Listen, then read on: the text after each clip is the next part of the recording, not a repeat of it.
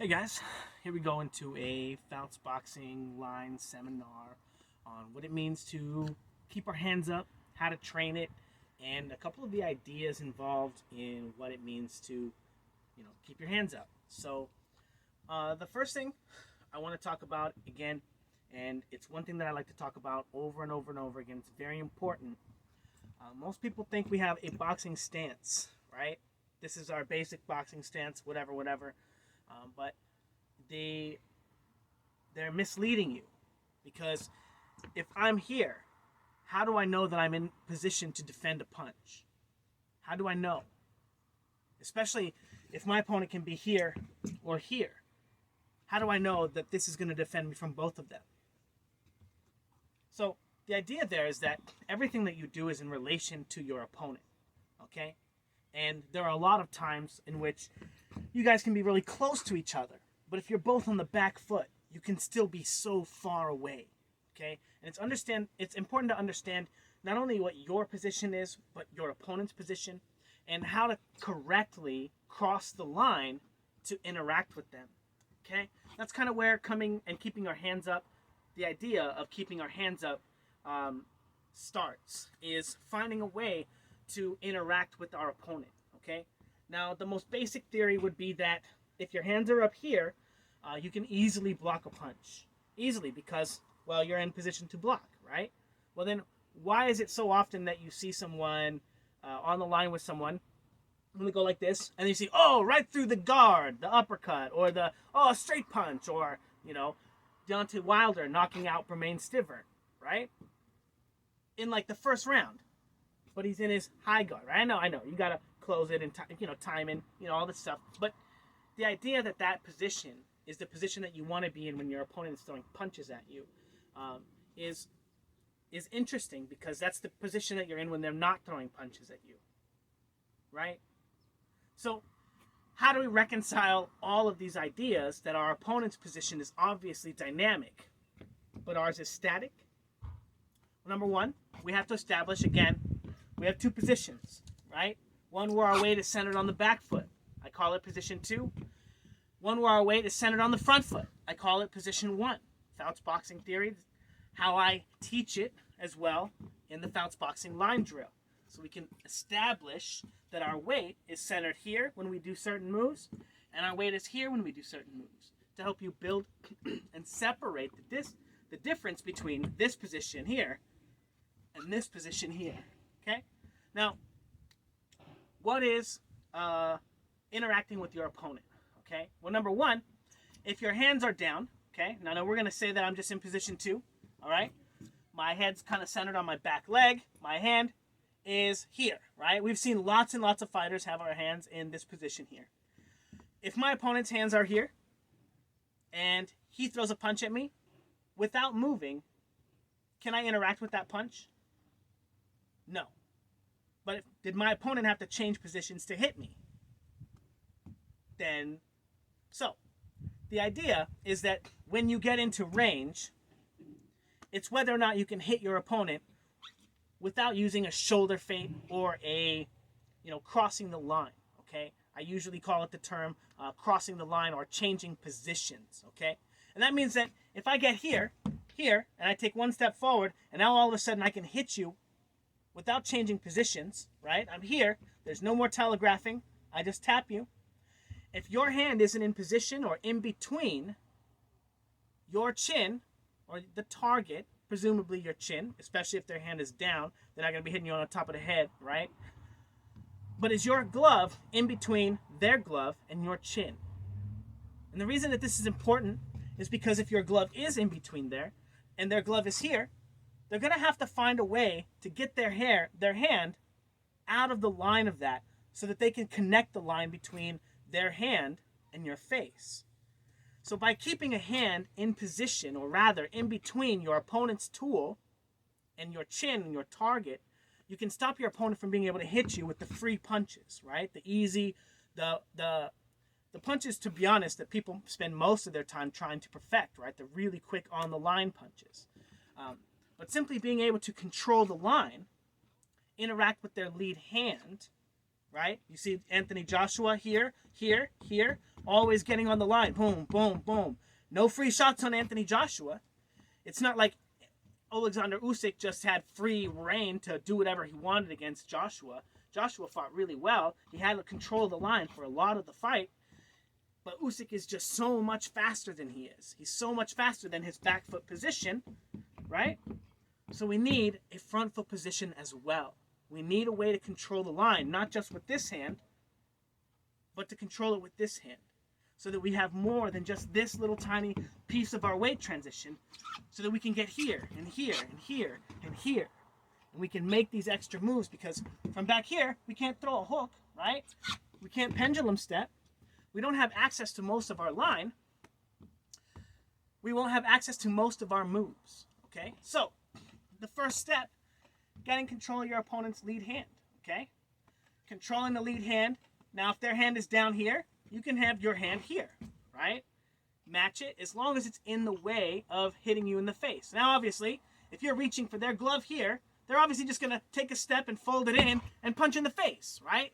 It's like a false sense of, again, which is why you want your hands up here anyway, ready to interact with the line. Because if your hand is down here and your opponent throws a right hand, are you in position to block it? You're not really in position to block it. Okay, so we're going to bring ourselves, well, I guess that's a good place to start, right? What is our back foot position control on the line, right? Well, it's just blocking, right? It's the most, I don't want to say, it's the least dominant form of our control of the line, right? Okay, I know that he can't punch me in the head with his big punch, and he has to change positions to hit me, right? So if he's on the back foot here, right, and you just go like this, yeah, the body's open, yes, definitely, okay, big problem, right? But he's not just going to wail in with a big right hand in order to catch me with a good shot. He's going to need to cross the line, right, and bring his head over here so he can find the left hook. Cross, right? Change positions. And even though I'm not saying that this is how you want to fight somebody, I'm just saying theoretically understanding the position, right? And understanding its weaknesses and understanding controlling the line here in order to be hit by a big shot, aside from the opening to the body, your opponent will be forced to change positions to hit you, okay? Now, this is the least dominant form of control on the line. This is the most dominant form. Just putting your hand straight up on top of your opponent's glove and being like, what? Can you stop me? Kind of think about when Deontay Wilder gets into position, right? He gets on the line, boom, and he's shooting a 2. His glove was already here, right? Then he lands, and then he's sinking that shot in. But he had such excellent control. He knew exactly where you were the whole time. He felt confident in his footwork. He sat down, and he executed his most perfect punch. Focused all on his technique. Blam! Right? And then out goes Stivern, right? Not changing positions, right? Now, how do I want to say this? Understanding where you're supposed to block, okay? So, you can't, obviously, you're not just going to go, don't hit me, and put your head up, right? That's not what you want to be doing. So what we're going to do is we're going to get into our Fouts boxing line drill, okay? And we got our little two positions, right? One position here, one position here. And we're going to pick a target kind of in front of our left leg, somewhere down this angle, right? And when we want to block a punch, our opponent has to throw a punch, and they're going to be throwing a punch where? At our head. So their body mechanics are going to be striking in relation to our head, okay? Which means that they're going to try to cross our line when they go from here on the back foot to here on the front foot to make sure that they can get their shoulder into the punch, okay? But they have to get their head across the line. So you want to focus and you want to pay attention, okay? If I'm focusing on the target, when you go to throw your punch, I'm going to focus on your head, and when I block, I want to make sure that I can see around my wrist, okay? And I'll be able to catch the punch on my glove here. Might look a little funny without a glove, but you want to be able to see your target, and you don't want to lose sight of your target when you go to block here, okay? It's very important that you don't, because this is also going to tell you how far down your line you need to block. So if I'm here and my opponent throws a punch, they're not going to be moving all the way to my position 2, right, to cross my line over here. They're going to be crossing my line from here, right, because everything we do is in relation to our opponent. And if I'm not all the way back here, they don't have to travel all the way this distance. They're only going to have to travel as much distance as they need to cross my line when I'm here. And that way, and that tells me that when I need to block that punch, I only need to transfer my weight far enough that my opponent has trouble crossing my line with his weight. And this is going to help me take away the sting or the impact or the power. Even though he's still going to touch me, he's still going to catch me with some of it, I'm going to be able to set up a next punch. I'm going to be able to set up a next weight transition, but I'm also going to be able to remain as close to the line as I can so I can set up my counters. Okay? And obviously the uppercut is the first punch from a back foot position. Boom. And you're going to find that punch right after your block. Now, when you're on the back foot, this is my least dominant position, right? If you're throwing punches at me, don't hit me, but I can see you, maybe I can find a counter, right? Boom, boom, right? But when I want to start crossing the line, right, I need to start getting a little bit more control so I can get some space to bring my head across your line, okay? But I can't just do this, right? As we saw with Jamel Herring, you can't just go, ooh, what's up, bro? Ugh, boom. And then he gets smacked on the line by Shakur Stevenson, who's in a very good position. He has very good control of his weight, and he has very good control of his position. He is able to defend his position very well, okay? The reason this is because he's controlling the line with two hands, not just one, okay? When he's on the back foot, his control starts here too. We'll never see him here, right? We always see him here and then ducking, right, or penduluming off. We're never going to see him in exactly this position because he prefers to duck the big punches instead. But his other position is here, right? Controlling here. But his rear hand is also pointed at the line as well, which allows him to take his weight from here and bring it to here and allow him to keep more of his weight forward and not put as much energy into his jab, right? Able to come forward, able to set up his right hands, able to control the line, even on accident sometimes, when his opponent throws punches at him, because his hand is in a place to interact with the line, okay? Again, in between his opponent's lead hand and his chin, right? His chin. Boom, boom, right? So Stevenson had a massive advantage in that regard, simply because he had his hand here and was able to interact with Jamel Herring's jab more often than Jamel Herring could interact with his. So, if I'm on the back foot, here, this is my defensive position, right? If I'm blocking a punch, I want to be here. I want to be keeping sight on my target around my forearm, having my weight, my glove, if it's here. And then as I cross the line, I want to get more control over it. And I want to bring my hand with me, okay? Now again, I want to see on the side of my glove, okay? So just like my forearm here, I want to see on the inside of my hand here what my target is. The reason this is, and getting control of the glove, when I'm on this side, okay, if I'm on my Fouts boxing line drill and you're over there, and I remove you from the equation, kinda, like, I understand that you are on the left side of my body, right? So I want to be defending the left side here, okay? Now, this is going to be kind of in a neutral position as I come to cross the line and get a hold of the jab. But as I cross the line, this is going to be how I defend the position. Because once I get across the line, say I threw a punch and I block, you are now actually, if I just, again, get out of my boxing stance and I'm just standing here and I look straight ahead, my shoulder is pointed, right? It was pointed at what was the line, but now it's just normal. You are now on my right side. So I want to be blocking things from the right side here. Again, the body is available, right? Yes, you can have your hands here. You can get a little bit tighter of a defense, right? Again, this is very crude. We're training, right? These are drills in a fight. Everything you do is in relation to your opponent, right? So, again, think about these ideas. It's not all just as cut and dry, but these are the drills that are going to get you to the place that you want. So anyway, the theory, again, how it works. You're seeing past your glove here, blocking a target that way. So if someone throws a left hook at you, you block it this way, right? So you can take the sting off, and again, your opponent is going to be trying to cross your line. So they're going to try to go from their front foot here to their back foot over there. And they're going to try to put their head in a position in which they can get the most amount of power attacking a position when my head is in this place in my line. When they throw that punch and I slip to the front foot, I change positions. It's slight. But you're going to augment where they're planting their power because their power is in relation to their position. Because they need to get their head into a place that's in relation to their target. And when you rotate with it, you're able to change the place of their perceived impact and their snap. You still don't want to get hit by the punch when you slip this way because they're still going to be able to clip you if you're a dummy, right? Maybe drop you, especially if you're moving with it. Or think about Canelo Alvarez, right? He was, even in the Gennady Golovkin fight, the second one, his positions weren't super great, okay? He was definitely rolling with the punches really well, and he could go kind of from the center of his line to a neutral 1 or to a neutral 2, but he wasn't really getting all the way to the front or all the way to the back.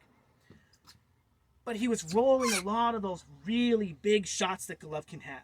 So it takes a lot of skill, a lot of timing, especially to do it as tight as he was. And again, well, I'll just say evidence that it works, right? Rolling with it, changing your position, taking a little bit of that snap out of the shot by going with it, right? But again, getting your glove up, you can take the impact out, rotate, make sure you can see your target beyond your wrist, and again, you'll continue to understand that you're in the correct position. How many minutes are we? 16? That's it? Okay. So, as we're crossing the line, boom, right? Control, cross the line. We're looking to interact with our opponent's closest tool, okay? Usually it's going to be their jab, but if they can get to the front foot, sometimes it's going to be their lead right hand, okay? And sometimes, right, you're jabbing with your jab on the back foot here, left shoulder forward, but you're going to slip to the front foot here, right? And you're going to probe them with the right hand, right? In Fouts boxing theory, we're going to be calling this, you're going to ask them what time it is. Show them your watch. To be honest, I may have heard that from somewhere. It's pretty clever. If anybody knows where that might be from, let me know. But I was just thinking about it, and anyway, if anybody knows, but I don't know if anyway, it's pretty clever. I like it. Show them your watch, right? Show them your watch. But you ask them what time it is. You got to ask them a question. You want to know, hey, what are you thinking from here? If I throw a jab at you from here, are you with it? You going to know how to defend yourself, right? No, whack, right? You're going to hit them real hard. If then yes, right? Then you're going to set up another advanced counter for them, right? For however they react. But you got to ask them what time it is. But if you get stuck here on the back foot, and you have no positions, you wind up getting beat up like Anthony Joshua versus Usyk. Usyk has multiple positions. He can get here to this front foot, and now he can jab you with the right hand. And again, you want to be in a position in which you can interact with your opponent dynamically, okay? So if my opponent's on his back foot here, and his lead hand is all the way up here, I know that I need to have my hands in a position in which I can catch his lead hand, right? I can't just let him hit me over the top. Again, think Jamel Herring and Shakur Stevenson. Shakur Stevenson had his hands way up here the whole time. He just got to let that shot go. Turn it over a little bit, tap, smack, right? Boom, catch. He dominated Jamel Herring on the line, and Jamel Herring couldn't do anything about it. Mostly because his hands were higher in more of a position to interact with the line. And, well, he's, Anyway, if you want to watch the full film study, check it out on Patreon, yada, yada, yada. But, let's see. All right, before I get carried away, we're going to be doing some of the drills. Because we haven't actually done any of the drills yet. I think I have gotten carried away. But anyway, hands in position to interact with your opponent on the line. Okay? So, we're going to get into our Fouts boxing line drill. And we're going to be picking a target over our left leg. We're going to be controlling it here. And now, this part's very important, okay? Most of the time when we practice our fighting, and people want to practice the shadow boxing, or they're standing in front of the heavy bag, they're real tight fist, right? Bow, boom, boom, boom, boom, boom, boom, boom, boom. Now, if you go and watch Jamel Herring hit the heavy bag, I guarantee you will see that he looks like he's clenching his fists really tight, that he's always making a fist. There's no room in his combat sequences for defense when his hands are tight, because you don't block punches with tight hands. Okay? So, we're going to talk about that, and we're going to start trying to execute a little bit of that idea in our Fouts boxing line drill. Now again, feet in a line. We're going to pick a target over our left leg. And we're going to approach the line here, controlling it. Our weight's on the back foot, right? Again, we want to be able to see behind our wrist, right? And then we're going to transfer our weight to the front foot, and we want to see this way. And we want to be protecting ourselves from the jab coming this way, right? If our opponent chooses to throw his right hand at us, he has to go from here, right, to here and transfer his weight. We will be able to see that with an equal and opposite weight transition. So we are safe as long as we are able to control the jab and defend our position. Get control of the line. The jab is the line right now because that's the tool our opponent is looking to interact with us. So we're going to control it, and our hands are open. And our hands are open, okay? Hands are open, and then we're going to throw a punch, okay? Now, we're actually going to do, I actually want to do jabs instead. And we're just going to move to the line. We're going to catch and jab, okay? And then off. And we're just going to do 1, 2, 3, okay? 1, 2, 3. And it's going to be a really simple drill. And you're just going to transfer your weight from the back foot here, cross the line, jab that target, and then peel to the back foot. Again, your feet can be in a line as you practice the correct body mechanics, sinking your weight into the heel when you cross here, punching here, and then peeling, okay? 1, 2, 3, 1, 2, 3, 1, 2, 3, 1, 2, 3, 1, 2, 3, 1, 2, 3, 1, 2, 3, 1, 2, 3. Now, being able to control the line here allows you to get your weight to the front foot so you can get, again, more power into your jab. Being able to control it here so you can find better positions to make strikes from, right? Boom, slip, pendulum, right? So you can open up space for your pendulum hooks, your pendulum steps, your uppercuts, your hooks to the body, right? But you can't get them if you can't get your weight to the front foot. So it's not just the jab that you'll be able to get or use here. By opening up this position, you'll also be able to find the body shot, cross back with the hook or the cross, right? You'll be able to set up hooks, right? Or set up the big Mayweather pendulum hook, right? As you get here, jab, off the line. Here, jab, off the line. Here, Mayweather pendulum hook, right? Off the line. But you need to open up space on the line for the beat at which your opponent is going to look to interact with you as you get your head into that zone. Boom. But if every time you bring your head here, you're forced to move it, right? You get here, you're forced to move it, right? You're going to have a much more difficult time getting into a position and getting comfortable, getting your weight there to find a way to get out of it with an attack instead of just maybe defense, right? And we saw Jamel Herring still getting smacked up when he gets feinted here, pulling his head back, getting hit with a 1-2, boom, getting here, slipping this way, and getting hit with a 1-2 this way too. Nowhere safe against Shakur Stevenson. So again, 1, 2, 3, 1, 2, 3, heel, heel, okay? Boom, boom, boom, boom, boom, okay? And then the same thing, 1, 2, 3, 1, 2, 3, 1, 2, 3, 1, 2, 3, 1, 2, 3, and just do that for maybe, 1 minute. And the next challenge drill that we're gonna do, again, Shakur Stevenson liked to counter Jamel Herring's jab, so we're gonna have a little bit of a jab drill game. Okay, we're gonna get on the line 1, and we're gonna jab, and then we're gonna catch as we kind of shift our weight and our shoulder to the line, and then jab, and then off. Okay, 1, 2, 3, 4, 5. 1, 2, 3, 4, 5. Okay? Boom, boom, boom, boom. Off. Boom, boom, boom, boom. Off. Boom, boom, boom, boom. Off. Boom, boom, boom, boom. Off. Boom, boom, boom, boom. Off. Okay? Boom, boom, boom, boom.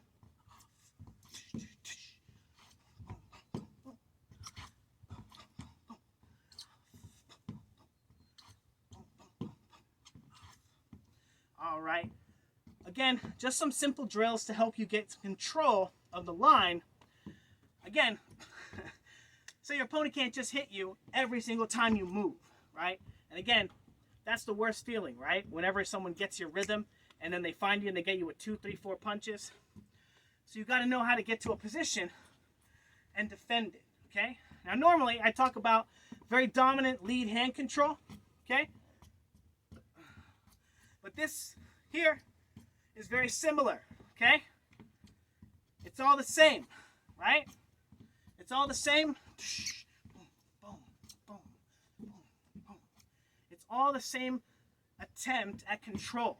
I want you to think about Floyd Mayweather, right? When he'd be fighting someone and you'd see him get on the front foot and everyone knows what time it is. Everyone knows what he's going to do, right? Boom. And he's going to roll under a shot, right? Boom. Slip this way, right? Boom. Boom. Roll under this way, pendulum off. Trying to make the guy look like he's, you know, trying to play baseball when he's boxing, right? But the idea is he still used this position as well to ask his opponent what time it is. What do you think about it? Maybe it was just fast enough to hit his guys, hit his opponents before they could react. But also, a lot of guys that fought like this, right? That didn't really box, and they would come forward with these really awful pendulum steps, right? This little shuffle here, the same thing, and they get to the front foot, bah, and get blasted, right? That's not Mayweather's fault. He fought a lot of good fighters too. But that was actually the most common response, right? People just penduluming into big punches or big jabs, right? Mayweather was really easily able to pick apart the timing on their stepping forward, whatever. Very good job. Anyway, we're gonna do another drill. Oh, I'm not sure what happened. I think I'm running out of space. We're gonna do another drill here, a really basic drill, and we're gonna be punching, and we're gonna be on a 1-2 beat. 1, 2, 1, 2, boom, boom, 2, 1, 2, 1, 2, 1, 2, 1, 2, 1, 2, 1, 2. Okay? Really simple drill. Hard, hard, hard, hard. Okay?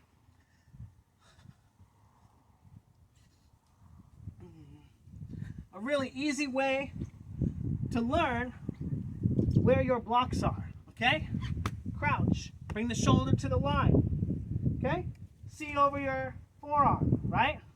Boom, boom, okay? And then we're gonna do it a little bit fast, okay? For a challenge, and again, it's not about technique, it's about stressing your technique so that we get the growth that we're expecting, okay? So again, a couple of easy drills. And now we're going to talk about one last thing. It's a drill that I like to call the catch block drill, okay? And it's going to start off with the jab. And now, just like Stevenson was showing, this is going to be one of your first lines of defense when you make an attack on the line. It's because it doesn't require your weight transition to get off, right? You can simply put your hand in that position. And the next move is going to be a block, okay?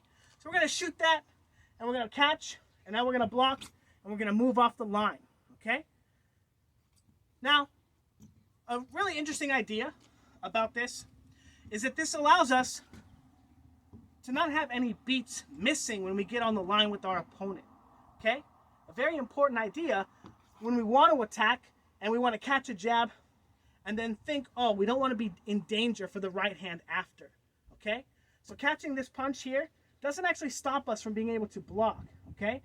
It's very, very, very important that we understand this because these are all the ways that we defend the line when we're on the back foot, okay? Jab here, catch the jab here, block here, right? And I'm able to keep my eye on the line the entire time. I don't ever lose track of it.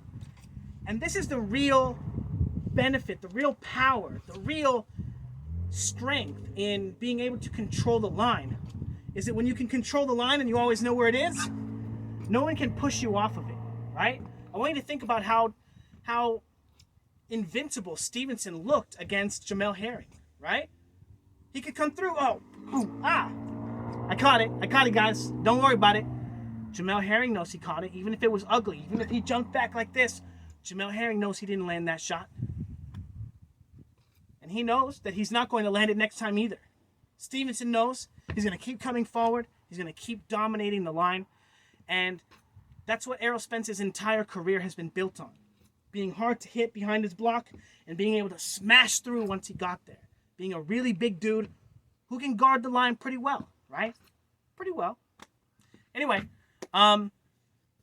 last thing, I recently added some new videos to the Shadowboxing Mastery. Some videos to teach you. It's an hour-long seminar to teach you what's the point of shadowboxing, okay? What's the point? Why do we even shadowbox anyway, okay? If you guys have already purchased it, the videos are available. If not, promo code 30, and you'll get 30% off of it for the holidays. Go ahead and check it out. But also, if you're interested in any of my other Vimeo packages, check them out. They're also all 30% off for the holidays with promo code 30. The only one that's not is the double end bag video or the Cobra bag demo, which is $49.99, which is a steal. It usually takes me about 2 months on Patreon to teach people that, which is about $100 value. I charge about $50 a month. So check that out. Check out the video. Check out the reviews. They're excellent. Learn some really cool shit that even the people in the comments say Ryan Garcia doesn't do. Okay? Not that I'm like better than him. He's got a pretty good pendulum strike, pretty good power, pretty good timing. He's really fast, really sharp. But it will teach you not only how to get a better right hand than he does, and how to do it on the Cobra bag, but also how to pendulum and move and use your footwork to circle and move around the bag and train your positions, your boxing positions. And check it out, $49.99. Some awesome reviews. Yeah. Or if you want to join Patreon, you're looking to join the $50 Patreon for personalized boxing coaching, to learn some routines, or for me to teach you privately with your own technique and your own flaws, teach you how to expand how you think about fighting through your own film and your own positions. Check it out. It's $50 to sign up, $50 a month, and I will give you a promo code for a free copy of the double end bag mastery, Cobra bag mastery video, and the drills you can do directly onto the double end bag as well. I've done them. That's where I learned to use the Cobra bag before I even got it, is on the double end bag. So anyway, promo code 30 for anything in my Vimeo shop. And yeah, thanks guys.